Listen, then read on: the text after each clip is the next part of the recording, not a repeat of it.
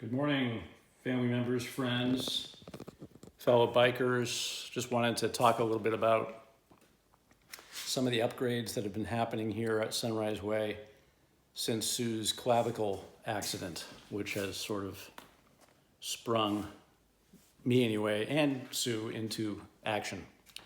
And so we've done a couple of things to increase safety and just, improve the experience overall. So let's talk road bike first, real quick. Couple things on the road bike. First of all, I went to, you're gonna barely be able to see this, but right here it says Vittoria Terreno 0.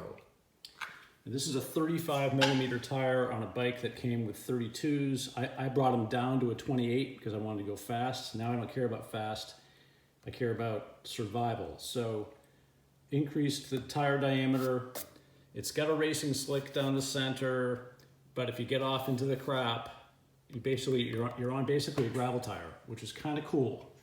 And I'm using it now to get off the road if I need to get off the road. Why do I get off the road?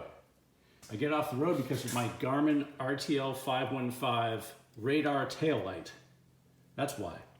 This thing communicates with my phone that I'm using to videotape right now that's up here on this little holder, which I really like. And it tells me when a car is coming. And it tells me when a car is not coming. It's all these unintended consequences that make life interesting, don't you think? If I know nobody's coming, I can relax and I can focus on what I'm doing. But when my phone goes ding, ding, ding, ding, ding, it's time to pull over, or it's time to assess the situation and not get surprised by a vehicle going 65 miles an hour blasting by you, which is just so uncool. So this thing I think has transformed the experience. Now because of this, I got rid of the saddle bag and I bought this bag. I kind of don't like it, but it's acceptable. And I'm carrying more safety related shit like money, not that I really need that, but tube, wrenches, tire levers, and also check this out, a 25 gram cartridge for blowing up the tires if I need to blow up the tires. Almost lost the bike off the stand there. But I still have a pump here too. So that's the road bike. It's been great. Mountain bike, right down here. This is an old Motorcon 2013. Bought it for $700 on Bikes Direct. It's got some nice stuff and it's got some cheap stuff. The forks are cheap. Coil springs, but they do have a lockout, so that's acceptable. Shimano Deore, not quite the bottom of the barrel, but one level up from the bottom of the barrel Shimano group set. Tektro brakes, hydraulic brakes, kind of nice. I've been very happy with those. So obviously I've been cleaning the bikes up a lot, improving the drivetrain by quite a bit, and it's pretty cool. So on this bike though, the biggest thing I just did was I added a dropper post. This is a PWM, I think. I think it says right on it. Name of the company. PNW Coast. And I've got it right at the highest possible point because it's just a little bit. So it's a dropper post. It's external cable routed, so it doesn't come off the bottom. I could have done that and I could have drilled a hole, but I don't feel like doing that. So external cable routing, I'm actually just piggybacking it onto the hydraulic brake cable that goes to the bike, and then it comes around here, and I cut the cable housing too short, unfortunately, but it comes up around to this barrel adjuster and then to this little lever, which is relatively close to my thumb. And just to demonstrate the excitement level, here's the seat, which I am going to replace, by the way, with something a little bit more performance-oriented. Push the lever over here, I'm going to push it, and boom, goes up. So that's super great.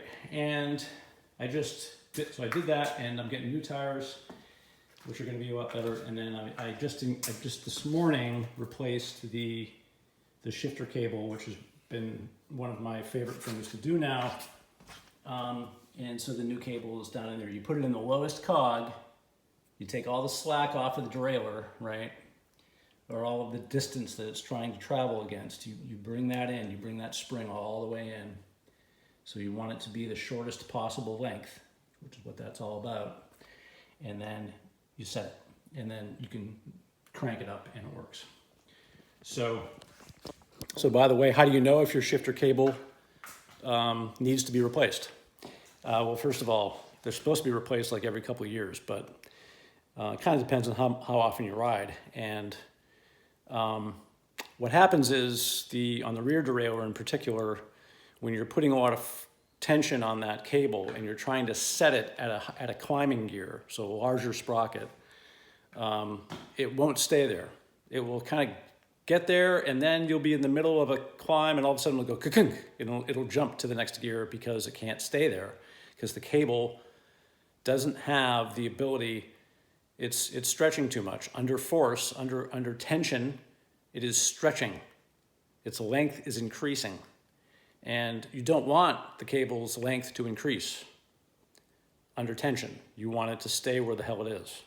And that way your gear selection will maintain itself. So when you experience that, it is time to spend $10 or maybe even $5 on a couple of shifter cables, or just get more than one, and get like 4 and have them around, because you're going to need them at some point with old bikes.